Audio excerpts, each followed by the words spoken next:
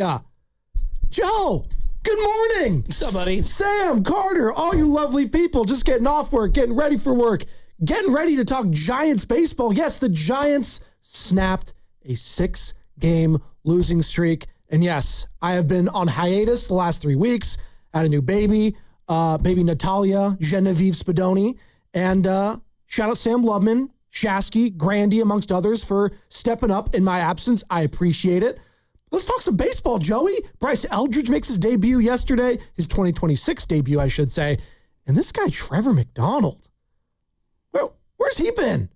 Give me more of that. That's what I need to see. This sinker was on fire. 3-2. They needed that win. Yeah, they absolutely needed that. And I thought that what happened before the game was as important as what happened during the game regarding just the tone of where the franchise is at. You had Buster Posey taking on questions. You had Tony Vitello taking on questions. And I think the theme of today for me is no one is safe. And I love that mentality. You know, there's a saying that we have, like, so-and-so's on scholarship. And we don't necessarily mean someone who's in college being on scholarship. But I think it's apropos, as we have a former college coach as the head coach. You know, there are guys that make a lot of money. And there are a lot of teams in sports that feel obligated to play people making lots of money for a variety of reasons. Maybe they built up certain equity with an organization. You know, they're a postseason hero. They're one of the highest paid players in the organization. Emotionally, there's an attachment. And I think it's really difficult to have difficult conversations with people making tremendous amounts of money relative to everyone else in the organization and say, tonight you need to take a seat. Tonight you need to take a seat because we need to see what this guy has in him, a younger player. I think the beginning of the Warrior dynasty was sparked in part. David Lee got hurt, and they had the guts to say, no, we're sticking with Draymond. We're going to stick with Draymond, and David, you're going to have to come off the bench. You know, that was a seminal moment. People forget now, but in real time, Pablo, who was a young, up-and-coming player, Pablo, you're going to get benched for Juan Uribe. We actually think he's better than you right now. You're going to have moments, and we're going to get to you, but Renteria's back. We're going to put him at shortstop, and we're going to put Uribe at third. And Pablo, you're going to be a bench player or a role player. And it ended up working out for them. You can go all around town. Brock Purdy. Yeah. You had Jimmy making a lot of money, an emotional attachment to the fan base. He was a winner. I mean, he had equity built up in that locker room. Trey Lance, they had equity in draft capital. They had moved heaven and earth to get him. And they were like, no. Brock's our guy. And I still give them so much credit. You want to diminish, you know, hey, they found him. It was random. Yeah, but it took tremendous guts to pivot off those other guys and hand the ball to him. And I look at what they did yesterday in, hey, Chapman, you're taking a night off. We're playing Casey Schmidt. And Casey hits a huge home run yesterday and just had unbelievable at-bats, made a really nice play at third base on the McDonald comebacker. The time is now. No one is safe on this roster. And I love that, Joey. I want to hear from the people today. I've missed you. If you've missed me or you didn't miss me, I still want to hear from you. 888-957-9570 is the number to call or text. And we are coming to you live from the Laughing Monk Studios. Laughing Monk, righteously brewed in San Francisco in the Morning Roast, is presented by San Francisco Fire Credit Union. Banking for heroes and anyone who wants to be treated like one. And last night, the hero, Trevor McDonald. You can go Caleb Killian. As you said, Casey Schmidt. Hey, Rafi Devers getting off the schneid. What is this, 5-6 game hitting streak now? Sneakily getting a little back over. I mean, the guy's batting .218, Joe.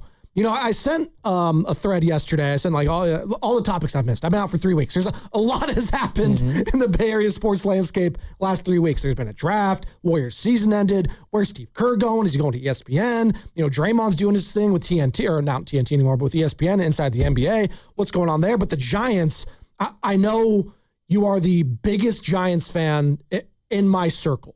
You are that. You bleed orange and black. And when I was tuning in on the days where I wasn't, sleeping, trying to get some sleep with a newborn, it was you and Sam. And you're talking about this team and the struggles. And I was thinking to myself, Buster Posey is so beloved here in San Francisco as a player. And I was like, when's the honeymoon going to go away with this guy? Because there is a honeymoon aspect when a face of a franchise takes over No doubt. in the corporate landscape, right? You've seen it with Chris Mullen once upon a time. If you go, another team, you go Magic Johnson. The list goes on and on and on. You see this. Oh, Mike Dunleavy, even though he wasn't beloved as a player. And just the struggles with this team. It's interesting. If I would have taken the pulse of Giants fan before the season started and say, hey, this team is 7 games under 500 May 5th. What's the problem? I think a lot of Giants fans would say, see, college coach. Hey, it's the manager. This guy has no big league experience. He's the problem. But if you take the temperature today, it's really not even Tony Vitello's on like the top 5 things fans are frustrated by. Totally agree. It goes Devers, Adames, Chapman. The guys that are the 3 highest paid players on the team. And then it gets to the constructor of the roster, as I'm now finally putting, Buster Posey. So there is an end of a honeymoon aspect here. But in a way, Joe, I kind of love that there's this pressure on this team this early. Well, I love the message, no one is safe. Yeah. I think, and he was talking about Casey Schmidt before the game. And I've been basically saying for about 2 weeks now, and I'm not trying to pat myself on the back, but like, watch the games. He's been their best player this year. Yeah. Casey Schmidt has been their best player. I got to give you credit. You were on this guy before. No, I'm going to give you credit. Look, you can toot your own horn. But I didn't know he would hit like this. You've been a big Casey Schmidt guy, though. I have. Ever since his AAA. Just to give people like an idea, like he's leading the team in home runs. He's got 16 RBIs. He's batting over 300. But the stats don't tell you the at-bat quality is through the roof. Him laying off those sliders and those splitters low and away that were just his huge bugaboo for years. Well, and I think Kruko brought it up great on the broadcast last night for NBC Sports Bay Area. Who was it? Fermin. He did a challenge on that call. He thought it was a strike and it was just an inch off the corner. And Kruko was like, you know what? Shame on me. I thought it was a strikeout, but that guy, Casey Schmidt, is so hot. He's so locked in on the zone. He knows everything. Yeah, there's no doubt. And like the theme, no one is safe. You referenced him. So it's like Chapman sat last night, okay? I'm sorry. Adames is sitting tonight. Like point blank, period. Adames, and I'll get to him. And then Devers, right? Now, Devers had a big sack fly in this game. About time. Runner at third. We needed an insurance run. It ended up being very, very important when it was all said and done. He needed that at bat. What about McDonald last night pitching? That tells me no one is safe. Hauser, Malley, hello, you're not safe. We're going to pitch who gives us the best chance to win. And right now, I'm intrigued with Trevor McDonald. We'll put him to the side.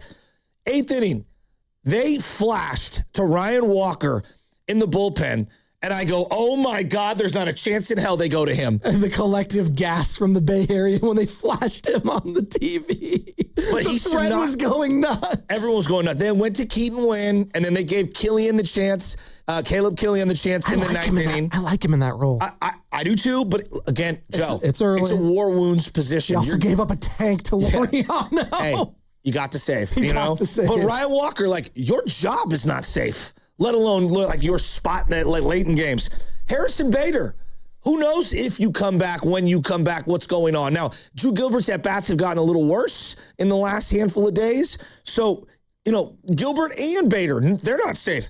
Elliot Ramos, you better keep hitting. Now, he is right now doing a lot of good things. Ramos 8 for his last 28, but he has 6 Ks. Now, you heard before the game, hey, Casey might play a little corner outfield. Ramos, love you. You better keep performing because you're not safe. And then I get to Pat Bailey. They brought up another catcher. They have 3 catchers right now on the everyday roster. That's not sustainable. Pat Bailey, you're 12 for 79 this year. Yikes. You're batting a robust 150-something. Robust. All right? You're not safe. I love this mentality, and I think Buster, through Vitello, down to the entire roster, this no one is safe mentality is the only way they're going to get out of the funk that they've been in. Now, it's one game. Joe, it's one game. It's a long season. It's a marathon. You just got swept multiple times in a row on an entire road trip. But it's a great step forward. And I think the theme, no one is safe, should be apropos to everyone on the roster moving forward. I love this mentality. I do too, and I want to hear from the people. 888-957-9570. What was the biggest story yesterday in a game where, all eyes were on Bryce Eldridge? We haven't really talked about Bryce at all. I know he had a walk yesterday. Didn't really do much with the bat, but, what did you think? What did you make of Bryce getting the call up yesterday? Because for me, Joe, I think that was a signal. And yeah, there's going to be pressure on Bryce, no doubt. People want him to be the future face of the franchise. There's always a lot of pressure on these guys. But I think there should be more pressure on Adames and Devers, quite frankly. Like, those are the guys that got paid. Those are the two highest paid players in the history of the organization. They need to step up. Bryce is going to be Bryce. And you know what I love? The comments I heard from Posey yesterday is like, Bryce is smart enough to know that this isn't all on him. Sure. If he struggles, it's not going to be his fault that the team loses because his bat's going to be, struggling here, making this transition. He's smart. We're going to give him some time. And that's what I want to see too. There's 7 games under 500. What am I expecting from this team? Honestly, they've been the same team for 3-4 years in a row. This is who they've been. So if I can just get a glimpse and get some hope of a Trevor McDonald, of a Jesus Rodriguez, of a Bryce Eldridge, okay, I got a foundation I could be excited about past, the Adames and Devers if these guys don't come around. I'm still a little bullish on Devers because he has the track record. Adames, though, I don't know who's going to take on that contract as you're alluding to that, but it's bad. Well, it's bad. I mean, just right now, does anyone know what he's looking at right now? There was a play yesterday, and I'll get to it in a second. Right now, Adames is 8 for his last 64 with 24 strikeouts. I want to repeat that. That's the last 15 days. 8 for his last 64 with 24 strikeouts. Now, I'm going to give you a stat, and your jaw might drop. Tony Gwynn had 14 seasons where he didn't have 24 strikeouts. The last 2 weeks, Adames has struck out more than Tony Gwynn did in 14 seasons. I want you to let that sink in. There was a play yesterday. So Ramos gets on a fielder's choice, all right? And that was the play where Bogarts threw to third and Arise kind of slid in under the tag. Devers singles a ground ball to center field, and Arise scores, and Ramos goes first to third. So now you have first and third. It's a 2-1 ball game. Your team is scuffling. Up walks Willy Adames. What do you think ended up happening? Now, there are less than 2 outs. Runner at third. Ball in play, other than a double play, is going to score a run. What do you think happened? Strikeout above the letters. Sit down. Ball never put in play. It's been bad. Willy Adames has been atrocious. And quite frankly, the postgame, when I'm watching Luis Arise get spoken to I think Sean Estes and Kylan Mills. And the skipper. Are talking after the game to Arise, and the skipper's talking about Arise, and then Adames comes over. I actually have the sound. You want to play it real quick? Yeah, let's play the sound. All right, here we go. This is on NBC Sports Bay Area last night. Luis Arias talking to the crew, and Willy Adames dumping some Gatorade on him. You played second base tonight, obviously a very good second base. Played great defense, made some solid plays behind Trevor McDonald. Okay, here we go. Willy need to give me a hug. Let's take a timeout for Willy. Come on, Willy, get it done. Oh, we just got a hug. No. Oh, there we go. It's really cold, but I like it. You like it? There's some more, just in case. I love you, baby. Just in case you didn't love it. There's some more. God bless Sean Estes trying to talk through that on live television. I think I speak for all Giants fans when I say this. Willie, take a play off. We don't need to be Gatorade bathing Luis Arise after we win 3-2 when we've lost our last 6 prior to that. And it's not like a walk-off situation or we hung on and won. It's a normal game. You need to take a play off. The Gatorade bath isn't cute. Right? It almost smacks of disingenuous at this point. Wow. You know what I want you to do? Concert whatever effort and energy you are in these Gatorade baths into your approach at the plate with a runner at third in less than 2 outs. I saw a meme yesterday that I sent to the group. Did you see this, Joe? Was it the Tiger Woods one? So it basically says, if your life depended on it. Yeah, I did see that. All right? This was like one of those memes. If your life depended on it, Tiger Woods to make a 6-footer, LeBron James to make a free throw, Vinatieri to make a 50-yarder, or Lionel Messi to make a penalty kick. And I said to everyone, with my life on the line, I would put in there, I would bank my life. Willy Adames will strike out with a runner at third in less than 2 outs. Oh, come on. Don't do that. But that's where we're at. And the reality is, and like I'm tongue in cheek on this, I know. but like the reality is like, I did not think the Gatorade bat thing afterwards. And maybe I'm alone. I'm the only person. I'm not trying to poo-poo a win. It was a great win. Thank God they got a win. It didn't sit well with me. And I was like, dude, Willie, stop. Just stop the Gatorade bass. You just play better, dude. Like I'm tired of like all the rah-rah stuff. Like, let's go. Come on. Like I get it. The players are going to respond however they respond. But I just, it didn't sit well with me. Well, it's always an interesting compare and contrast, and I'm with you. Am I crazy? No, well, but... And I'm not hammering him in that sense. It's just, I didn't find it cute yesterday. Maybe it was the messenger, not the message for you. Okay. Maybe it was a good point. If Casey Schmidt had done it, I think you would have been like, you know what? That's actually a good point. Okay. I think good point. people are so down on Willie right now. It's like, dude, stop. But that is Willie's personality, is it not? Like, he is kind of that rah-rah, like, happy-go-lucky, smile on my face. Even though he's struggling, I'm going to be me. But I'm with you when you're a fan base that's struggling right now, when you're 7 games under, and people are pissed off, and you're the second highest paid player, most highest paid player in the history of the franchise. It's going to come off a little, as you said, a little more disingenuous.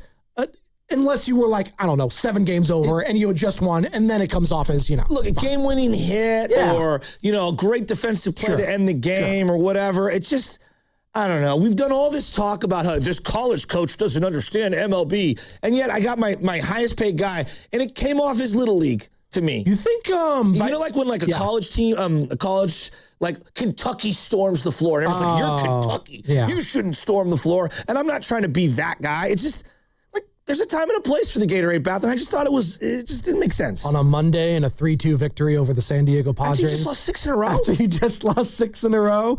By the way, hell of a win. They needed that one. No doubt. Trevor McDonald. I'm done with that portion of the Gatorade bath thing. No, it's fine. And Trevor McDonald, I think, was the story out of last night's game. Oh, my God, he was great. But the story heading into it was Bryce Eldridge. Let's talk about his 2026 debut on the other side. Plus, what do you hear? What do you say?